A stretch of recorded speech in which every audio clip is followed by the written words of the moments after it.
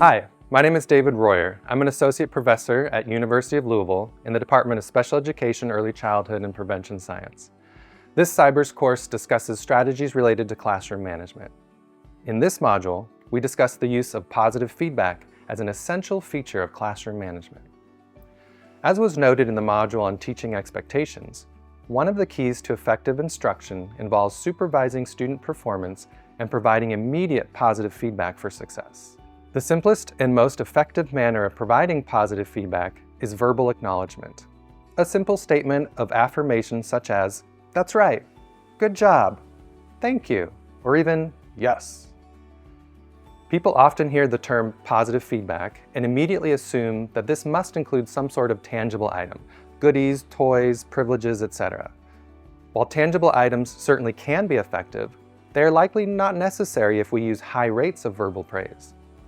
Further, verbal praise is much simpler to use and is far more easily transportable to any situation or circumstance. But sometimes there are circumstances when we may want to have something larger and more salient than verbal acknowledgement when students meet expectations. In these cases, there are a couple of simple alternatives. First, there are activities throughout the day many students would find reinforcing. Things like passing out books, being first to line up, pick a seat at lunch, or delivering an item to the office. These kinds of privileges happen all day, and teachers can take advantage of them.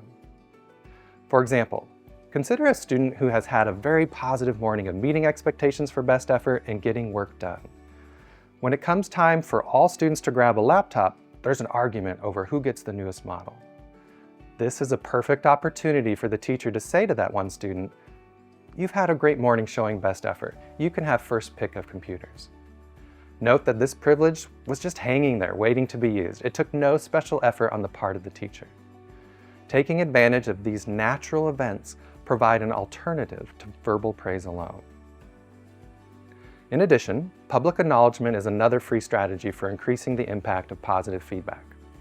While not every student would want to be praised in front of the class, public acknowledgement could include signing the Wall of Fame, a letter or call home to parents, and paper certificates. Again, the idea is to find creative ways to provide more salient feedback without needing to spend money on tangible items. Teachers also sometimes lament how successful students end up getting less attention. The use of existing privileges and public acknowledgement may also be effective ways of giving bigger acknowledgement to these students, a way of saying, "Thanks for the continued effort and consistent meeting of expectations." There is clear and compelling evidence that tickets, tokens, and point systems paired with specific praise can be very effective in promoting and maintaining positive student behavior. These take coordinated efforts to organize, of course, and many schools are great at planning the logistics required for success.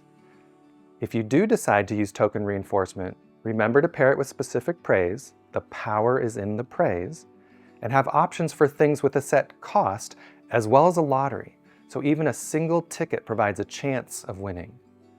In addition, it's a good idea to have the reinforcers provide access to privileges, like a coupon for being first in line for lunch and other things already in existence, rather than only tangible items. Of course, we can only use positive feedback when the student does something correctly. If we are not able to provide high rates of positive feedback due to a student not meeting expectations, it means the explicit and engaging parts of instruction were insufficient and must be revisited. We may need to use different examples, reminders of expectations, spend more time, find better ways to engage, or find another way of altering the instructional environment. The bottom line is this: we must facilitate student success and then reinforce that success by directly acknowledging it. Give the credit for that success to the student. That's what makes instruction stick. In the next module, we'll talk about effective responses to misbehavior.